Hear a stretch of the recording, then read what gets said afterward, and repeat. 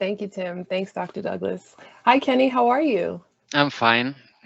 What about you? I'm doing okay. It's early here. I'm in New York City. For anyone listening, it doesn't know, but I'm excited to talk with you today, Kenny. Yes, and I'm in Madrid, so mhm. We've got a bit of a time difference. Yeah. So usually on my show, I like to start a conversation, just basic icebreaker. For settling in and getting some information. And I usually ask this question: what is your first language, and which languages have you learned to speak? So my first language is Dutch, and its Belgian version. So we often call it Flemish. And then my second language should be French, because in Belgium we have like 3 languages, and I had French starting from age 9.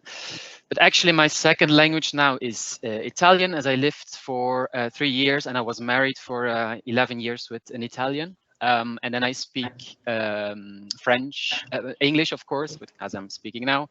I live in Spain, so I also speak Spanish fluently. Catalan also speak, and then I can get by in German, Brazilian, Portuguese, Danish. I can survive. Afrikaans I can speak fluently, and I just started with Greek. That's Oh, it. wow. So Yeah. that's 10, 11. 10 languages I can like have a conversation in. Greek is just I'm just starting, so I can order a coffee. That's it. You'll get there. You'll get Yeah, there. yeah, for sure. So tell me, how did you get interested in learning so many different languages? So it happened actually along the way. So I come from a country where we have 3 official languages. With Dutch, you can go to the Netherlands, you can go to a few islands in the Caribbean, and maybe you can have a conversation in South Africa. So Hmm. the moment you leave your country, you are confronted with the fact that you need other languages. Right. So when you go to France, now it's a bit better, but in the past, people only spoke French. So you were like, okay, now I have to speak French over here. We go to Germany, you have to speak a bit of German. And then my parents traveled a lot. My parents are fluent in 4 languages and speak a few other ones at a lower level. And then I did a language exchange program in high school, and that ignited my love for Italy, because we went to Italy. And when I moved to Italy, I had German colleagues, I had a Brazilian colleague, and then I started German, Brazilian. It happened a bit along the way. I Yeah. actually only discovered my passion, my real passion for languages when I was 35. So that's about 3 years ago. Yeah. Better late than never. Of course, yeah, for sure. So, with all these languages under your belt, and presumably more in the future, tell us a little bit about what you do with all the languages that you speak and how you use them in your daily life or Mhm. intermittently at all. Yeah, so I'm a language teacher. I teach English, Dutch, Flemish, French, and Italian online. So I have a lot of zero beginners, especially with Flemish. So I have to use their language to teach Dutch or Flemish. I do a lot of language exchanges. So there are a lot of options online, but also in the city you live in most cities, you have like meetups. I do a lot of one-on-one language exchanges with people. Mostly, yeah, I think every week, 3 or 4 times, I Hmm. have a language exchange where I speak for half an hour in a language I'm learning, and then I offer to listen to the other person in a language that I speak fluently. And Hmm. what I also do, because I speak 10 languages, I cannot use all those languages every day. That's Of impossible. course, of course. I only have 24 hours, and I have a full-time job, and I have 2 dogs to take care of. So my time is limited, but what I try to do is to have each language every day a little bit. Okay. So I studied political science and international relationships. I'm very much into current affairs. So what I do every day, I listen to the news in those languages every Hmm. day. Hmm. So I go to the gym or I walk my dogs. At the same time, I listen to the news that can be like anywhere between 3 or 10 minutes in all my languages. So I Oh, start with wow. English, and then I go to French, Italian, Spanish, Catalan, Danish, and so on. Hmm. I do it in an order that is from my best language to my lowest language, because then the first language, usually like today, the former prime minister from Japan was killed. So in every news episode, when I was at the gym before, they mentioned that. So when I reach Danish, but my understanding of Danish is very low. I can have a conversation, but the understanding is very low. What happens, I already know what they're going to talk about, and that helps me to understand more from what they are telling me. And that's something small I do to include in my day. If I have more time, I try to read something, an article that takes 2 or 3 minutes. You can do it while you wait for the bus or the subway. Or when I'm cooking, I listen to a podcast. I try to include as much languages in my day-to-day. When you're listening to the news in all of these different languages, does it help you to listen to the same headlines, the same breaking news, the same stories in different languages, or do you vary the topic of the language that you're listening to? No, so specifically, I listen to the news from now, for example, I would listen to the news from 3 o'clock. So I have a system on my phone with Google Assistant that it's programmed. I just say, play the latest news, and I have the most recent one. So usually they talk about the same subjects, and that helps. That really helps when I reach my lower level, my lower languages, to understand what they're going to talk about. Okay. What language do you talk to your dogs in? Italian. Yeah. Okay. Only Italian, so they're monolingual. I adopted them in Spain, so I imagine they're also they're bilingual probably. So okay. So no, at home for the past until I separated for 11 years, I spoke Italian, exclusively Italian at home. Okay. So of course with the and I keep on actually most of the time I'm thinking in Italian. I switch between Italian and English sometimes in my native language, but most of the time it's English and Italian. Okay. So the dogs have to catch up to your 10 languages. Yeah, that will be very difficult, I guess. So you talked about discovering your passion for languages at 35.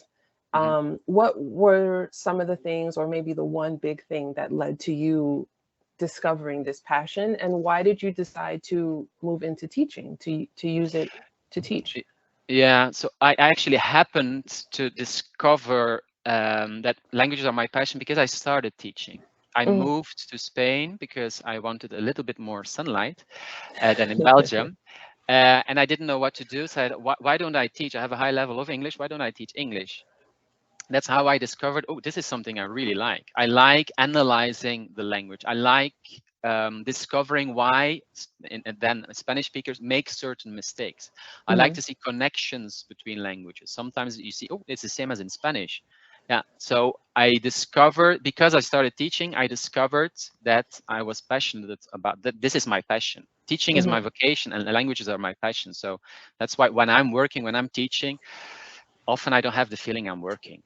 This is for me, this is fun. Yeah. You're very lucky to have discovered that. So like every day, you're getting to do what you love. I get some people, they look for something like this. I imagine for a very long time. I had to wait till I was 35. I have a lot of jobs. My LinkedIn profile is very long with 14 jobs, I think. And this is the one I think, okay, this is until I retire, and maybe I'll continue after I retire. I don't know. Yeah, there's no reason to retire when you're doing what you love. You'll do it until your last day. For anyone who, you do teach and you deal with a lot of people who are starting from zero, maybe people who are a little bit advanced. And I think a lot of people who especially are starting a language for the first time, maybe they don't know where to begin, they don't know what to do, they don't know how to go about the process. Do you have any advice or any tips for people who want to learn a language effectively and efficiently in their day-to-day? Yeah, I think if you start from zero, if you don't know where to start, so I think there are two types of teachers. There are teachers, and then I consider myself to be more like a teacher who is at the same time a coach. I help you, I guide you, I guide my students. I think, okay, you can do this, you can do this, you can use this material, this is your level, so you can use this. If you don't have any clue where to start, you can try to find, there are a lot of coaches on the internet, you can find people. That person can guide you.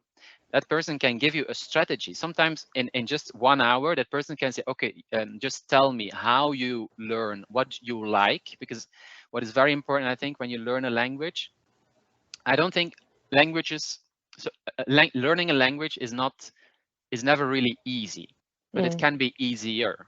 Right. And it can be fun, because sometimes we're forced in school to study in a certain way, and it's not fun because we don't like it. We have to do things we don't like.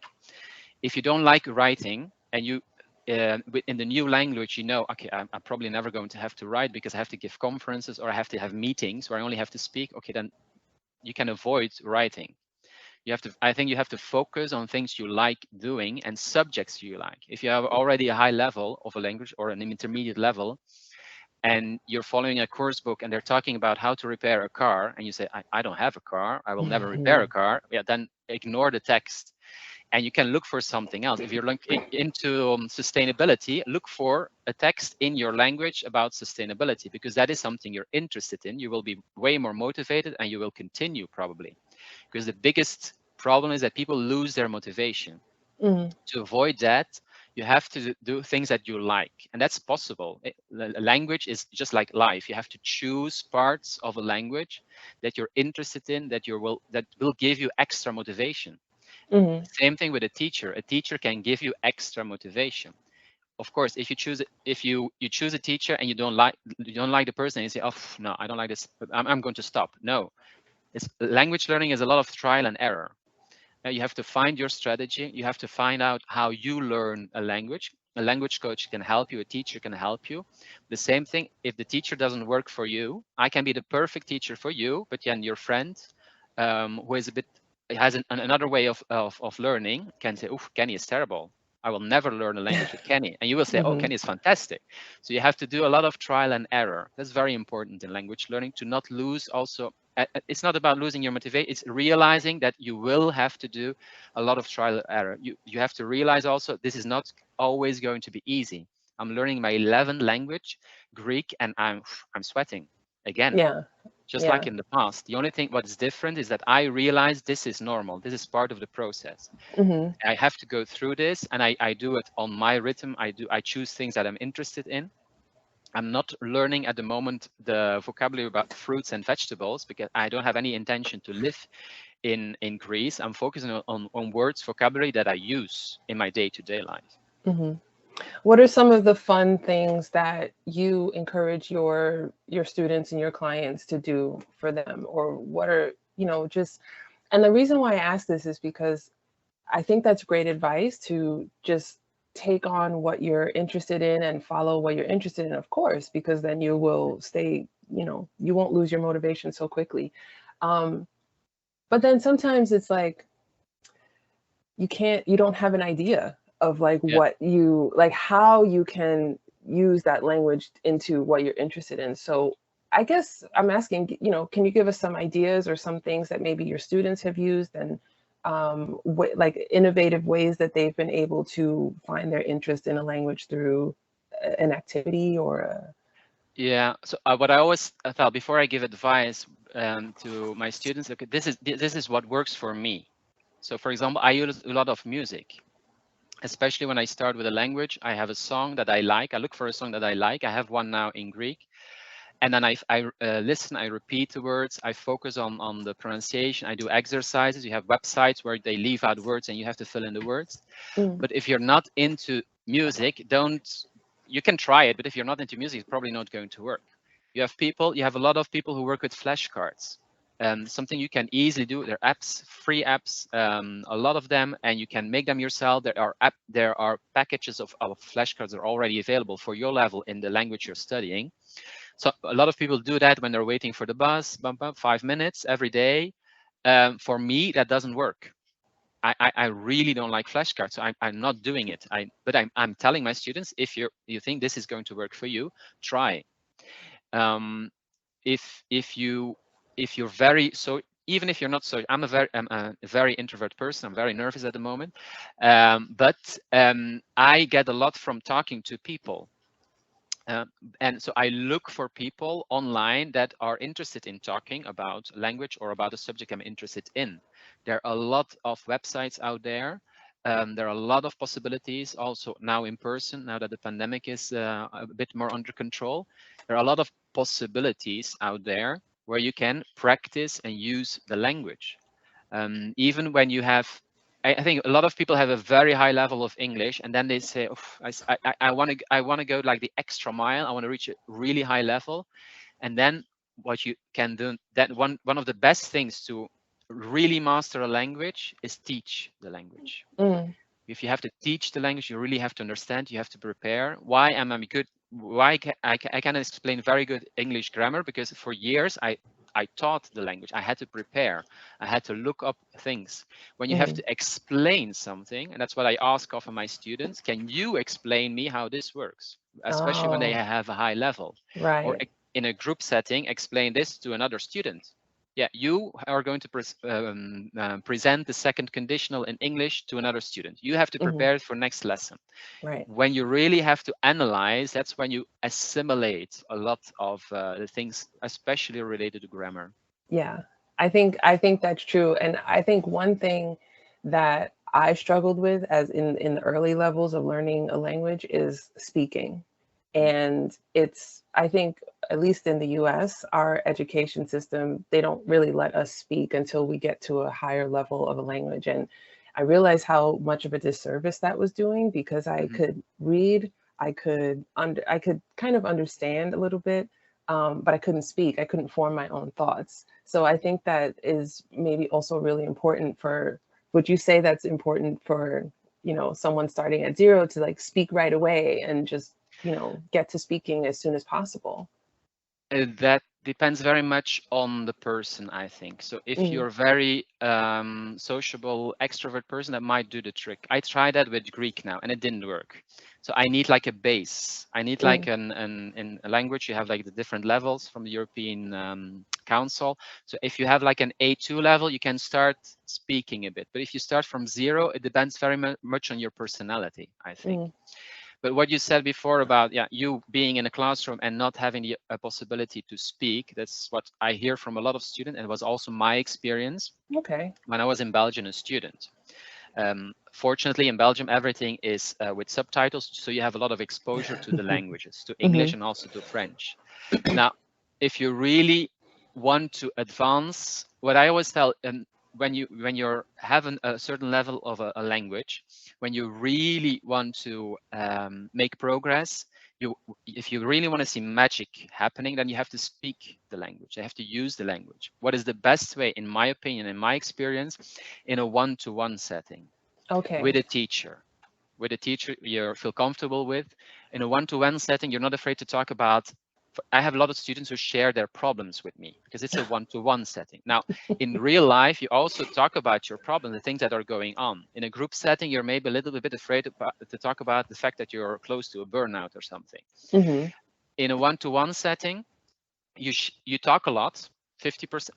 Actually, a teacher should allow you to speak more than 50% of the time.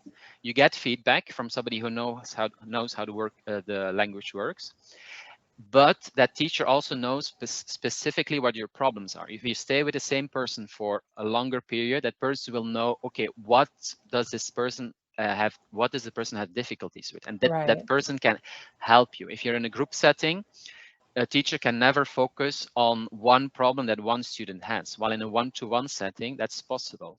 Added Hmm. advantage, when you have a one-to-one setting nowadays on the internet, you decide when you book a class. It can be as short as 30 minutes often. It can be on Sunday morning at 8 o'clock, but it can also be on Monday evening at midnight, because yeah, the teachers are all around the world. Yeah. Yeah. And I think that's also a good point because often when you're in a group setting in a classroom, you're using dialogues, for example, that really have nothing or very little to do with your actual life. So when you have an opportunity to talk about, your favorite show or something Mhm. you saw today, I feel you're more engaged. And this is part of my personal experience too as a learner. Like I Yeah. feel more engaged. I feel more excited to learn the words that I need to communicate as well. Yeah. Yeah, those the words. So in any language, you're probably going to talk about the same kind of subjects. So it's interesting that you're able to talk about your favorite show in another language, Hmm. because that's what you're interested in. That's what you're going to need when you, for example, are going to have like small talk at a meeting, and somebody asks you, what is your favorite show? Oh, did you see that show? And then you can Right. talk about it because you have prepared it, for example, with your teacher or in Right. another setting. Right.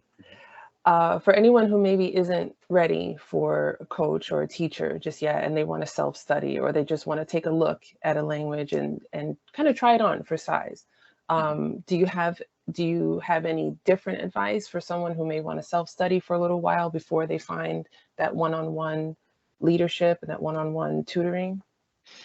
And this again depends very much on your personality, what you like. So I always use a French editor, this SciLang. It's you get every day a new lesson. At the beginning, it's very short and it builds up. It's a very efficient method when you only have like 15 or 30 minutes a day. It's one lesson a day. So what happens? You have like a routine. You start from day 1, day 2, and then you continue. You have other people who prefer like working with videos or podcasts. It depends very much on your personality. What is very important, I think, regardless of what you use, is having a routine. Not saying, I know a lot of people work a lot. They work a lot during the week, and they say, oh, at the weekend I have more time. I'm going to study one hour on Saturday and 1 hour on Sunday. In the long term, I think it's better to say, okay, I'm going to do every day 50 minutes, then at the weekend twice an hour. Because then you have like a routine. I think what is very important in language learning is that you repeat A routine, things. yeah. Yeah, and if you only have Saturday and Sunday, and then you have 5 days that you don't have any contact with the language, you are going to lose a bit what you've studied in that weekend. But that depends also a bit on your availability. What is the advantage of having every and half an hour a day, for example, that after a while you can say, oh, I'm doing now half an hour a day. Now I can include a teacher twice a week because I already have that half an hour scheduled. Some people need like some half an hour. You can do every day at the same moment. For some people that helps. I work in the morning and then I have my free block. So I know in that period I'll study. And that works for me because it's every day a bit around the same time. Right. The last question that I want to ask you is about, you mentioned that you are learning Greek and you're adding that to your arsenal. As you're learning Greek, and I think I have your list of languages here, and that's the one with a different alphabet and a different writing system. So you have all this experience with learning languages under your belt. What are you doing the same and what are you doing differently? And what have you found that works for you and hasn't worked for you as you're stepping into learning Greek and you're stepping into this new language? What's your process, your method been? So I think what I do now that I didn't do in the past is variety. I change a lot between resources. So my attention span often is very short when I study, 15 minutes. No, for me, that's not a problem. I just switch activity. I use another book. I watch a video, I have a song, and that adds up. You have other people who study for, I know somebody who studies for 3 hours on end. For me, impossible. That's not that doesn't work for me. I change the variety. Variety is very important. And what I very often do is I start all over again. Now that sounds very maybe counterproductive, but what happens when I start all over again, I repeat. Obviously, I repeat the stuff. But what I note, it is very good for my motivation because when I know it goes faster. So I'm listening now to a podcast in Greek for the 4th time. I start from the beginning and I repeat, but it goes faster. I remember things when I have my SciLang book, for example. I start all over again, and instead of 1 lesson, the second time I can do 3 lessons in 1 day, and then the 3rd time I do like 5 or 6 or 7 lessons, which is great because I'm repeating, but at the same time I realize I can see the progress. What is very important and what you as a student very often it's very difficult to see your progress, and that's where a teacher can be interesting. But often a teacher can tell you, but do you realize now that you don't make this mistake anymore, or do you realize you were auto-correcting yourself and 1 month ago I had to say stop, you made a mistake. Right. Well, thank you for You're welcome. sharing your process and your advice. And if anyone has any questions, I guess now would be the time to ask.